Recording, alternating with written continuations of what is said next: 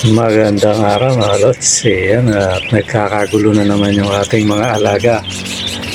Kasi alam nila, papa. Ayan. Ngayon mga lods, bisitahin natin yung mga totally nakababa na yung iba. Tapos, yung iba, ay naantay ko pa mga ilang araw. Tapos yung iba talagang konti pa lang ang balahibo mga lods. Checkin natin. Let it, bang, bang. Magandang araw mga lods. Yan, at nagkakagulo na naman ang ating mga alagang kids. Yan, pag mga ganyan nagkakagulo yan, ibig sabihin nakakakita ng pagkain ng mga lods. So ibig sabihin, pag ganyan na yung alaga mo, hindi na siya naiilang sa'yo. Hindi kaya pag hindi ka kilala, pag paparating ka, imbis na palapit sa'yo, palayo, paiwas. So yan ang palatandaan na kilala ka na ng mga alaga mo, mga lods. Tapos, habang sigurong nagdadadaldal ako rito, i-slide ko na yung mga inakay natin, yung mga painakay natin. Kasi yan itong tag-ulan sa Pilipinas, sa iba taglamig, di ba? Pero sa Pilipinas, tag-ulan. Yan yung season niyan, mga lods. Kaya, pag itong panahon na to, halimbawa may 5 kang breeder, at hindi ka nakakapagparami, 5 breeder mo, may problema, di ba, no? Yan yung na-topic nating nakaraan, Kasi itong season na to, mga lods, talaga yan? Talaga, sa gusto mo, mag-aanuhan yan, magbe-breed ang mga yan, maghahanap ng kapares kumbaga. Kaya yung mga alaga natin, halos lahat, bagamat bagamat nagpalit-palit tayo ng breeder, pero ang bilis. Basta nasa tamang edad ng ibon, mga lods, mabilis yan.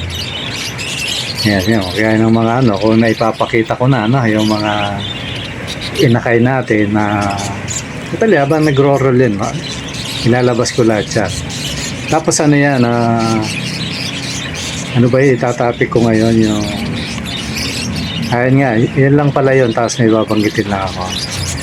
Yung mga inakay natin, yan, binisita natin na talaga, kumbaga na-busy tayo mga lods, diba, tapos ang ginagawa ko lang, pakakainin ko sa umaga, tapos tatanghod akong konti, sabay alis na. Pero gayon po nakita nyo, nag-anuhan pa rin sila. Pati mga African, mga lods, yung isa umitlog na, yung isa medyo malaki na yung mga inakay. Kaya yan mga lods, ulitin ko sa mga naiinip, huwag kayo mainip, darating din yan sa inyo. Yan, kaya tingnan yung mga alaga natin, diba, no? At doon sa rapol, huwag din kayo mainip. Totally tumatakbo na yung natin, mga lods. Nung dineclare ko yun na umpisa na,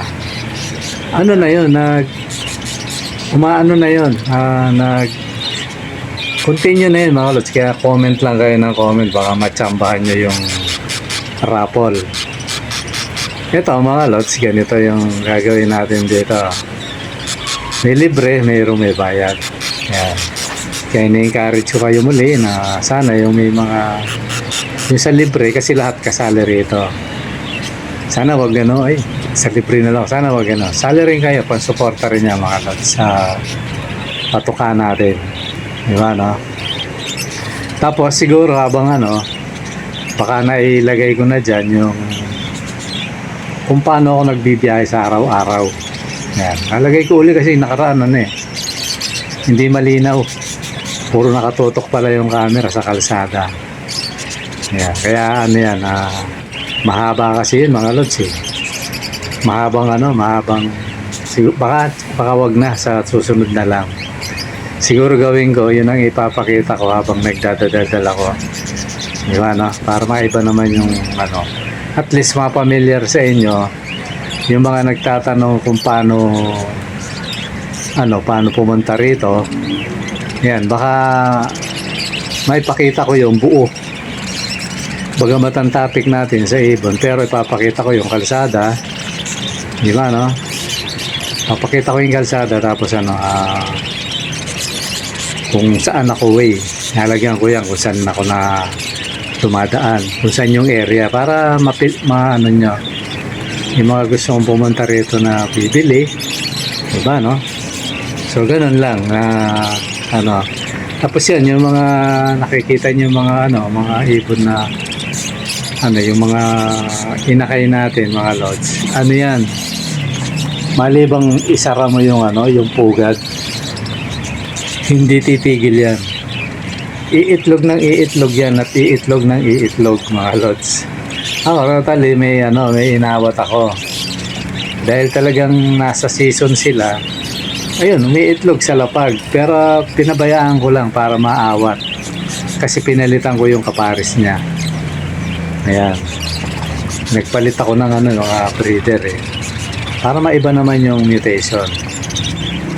Bali may pa ako, may gusto pa akong palitan yun dito. Yung merong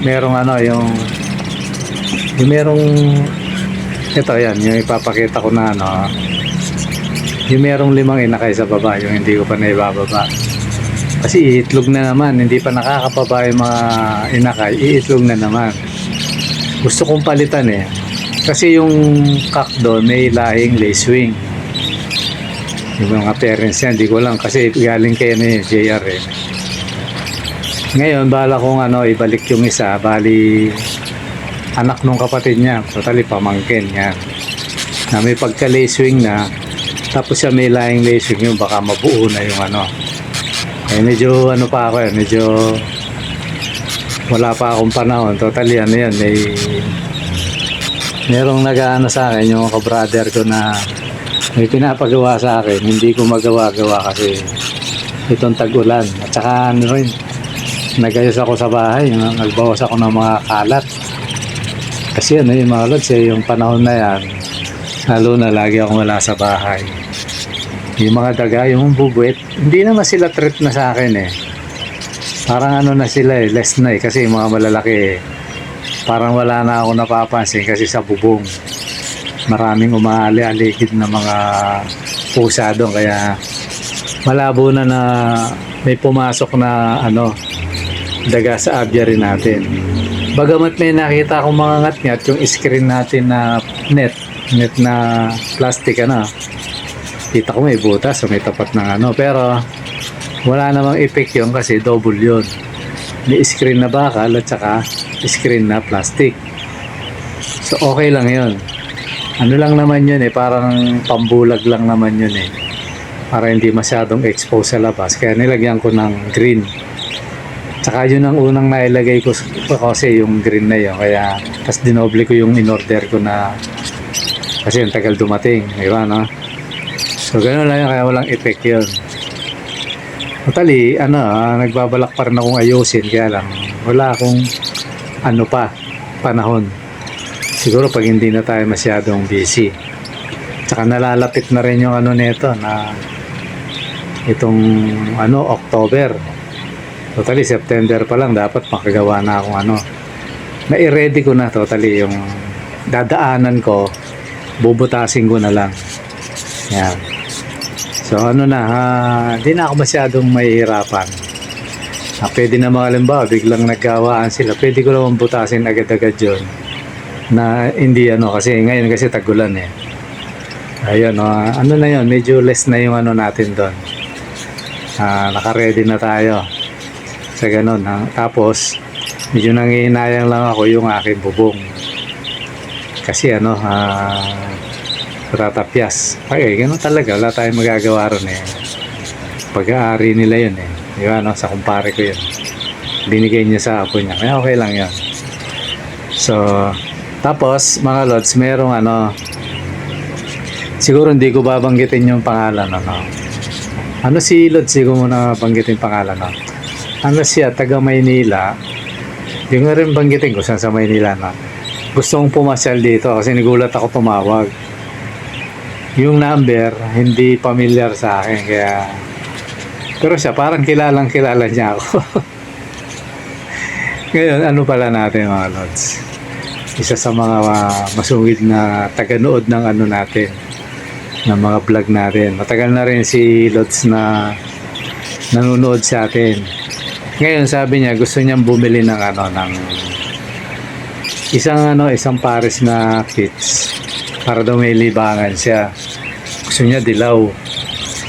Ngayon sabi ko gusto mo i-deliver ko. Gusto niya palang pumasyal. Mahina na yung tuhod ni Lods kasi senior na siya. Pero kaya pa rin niyang magmaneho. Sabi ko, sige po, kung kaya lang siguro sa baba na lang. O baka hindi na siya makababa ng sasakyan kasi tulad sana kung nanonood ka ngayon, shoutout sa'yo, di mo na kita babanggitin kung sino ka, no? Kasi rito, medyo palusong ng konti, paahon, ganon yung papasok sa amin. Medyo mahirap kay Lods yung baka pati sa baba ng bahay namin Pero tingnan din natin kung kaya niya. Kasi siguro nainit yung kalods natin dahil senior na. Kaya gusto siguro lumabas wala siyang alam punta yun. Nung napapanood niya ako, ayun, tumawag. Tapos may binibigay siyang mga kulungan, mga lods. Referin mo na lang. Ayun, siguro tamang-tama kasi yung mga sirama natin, ang ingay sa bubong, nasa bubong kasi, tuktok ng tuktok sa bubong. Ayun, baka pag napunta si Lods kasi bala ko gumawa lang. Customize. Pero kung may ibibigay sa atin, di okay lang, salamat. So ngayon pa lang nagpapasalamat na ako sa Lods. Yan, dito naman sa atin, basta ka-Lods natin, diba, no? Welcome. Basta lang, bili lang kayo kahit isang pares kasi para may pampatok kayong kasi alas karamihan ng pupunta rito bumibili. Kahit isang pares lang yun, kagaya kay Lods. Isang pares lang, pwede na yun. Pamalit to ka lang, kumbaga. So yun, tapos pa ba yung ko? Siguro yung yung kinross ko. Sabanggitin ko na nga. Meron akong kinross, mga Lods, total hindi ko pa siya na i-cross pala. Ang bala kong i-cross yung lace wing at saka spangle, yung classic. Kasi parang may pagkahawig. Titingnan ko yung outcome niya kung itsura. Diba, no? Kasi meron akong kinross dominant na single factor, kulay green, yellow, black. Ayan, ganun ang niya.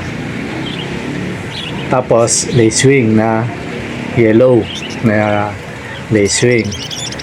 Ni-research ko yung outcome niya.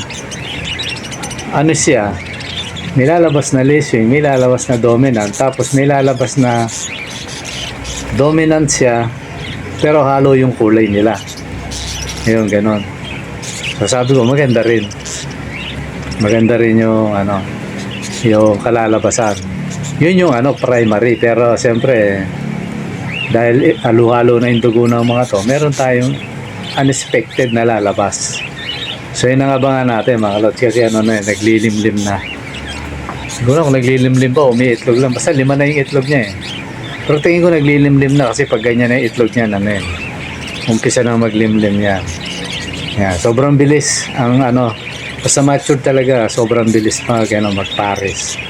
So yun, may bago na naman tayong abangan. Tapos yung may puyo na kung alin ang dalawa kasi yung bala kong spangle na magandang klase itong mga spangle na to.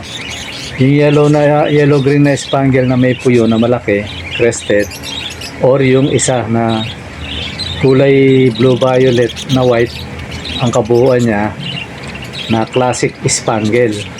Yan, tapos lace wing, yun ang bala ko ring ibangga. Yan. Or dalawa kasi yan dalawa yung or recessive. Yan.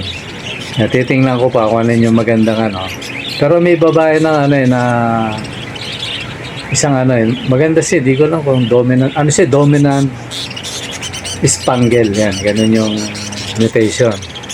So tingnan ko alin sa dalawang kak yung ibabangga ko doon, or hahanap pa ako ng na pwedeng ipahinga muna, tapos isa pa, hanap pa ako ng isang hen na pwede. Either na Liswing. Tingnan natin kung anong outcome nun. Yun nga, yung sinabi ko sa inyo kanina. So, ayan mga lods. Kaya dito sa ibunan natin, wala, invento lang. Hindi ako sumusunod sa libro mga lods. Gusto ko makapagpalabas ng alam mo yung, hindi ko lang kung ginawa na nila yon. Hindi ako sumusunod doon. Kasi wala namang limitation dito So titingnan ko ano yung outcome niya. Kasi pag kasi mga lods, pag sumunod ako sa libro, parang wala nang thrill. Yan Hindi ko lang yung ginagawa ko, nasa libro wala pa. Basta ako hindi ako tumitingin doon. Pinapares ko yung mas gusto ko. Yan. So titingnan ko ano yung kalalabasan. Di ba Kasi yung titingin ka tapos, wala nang thrill.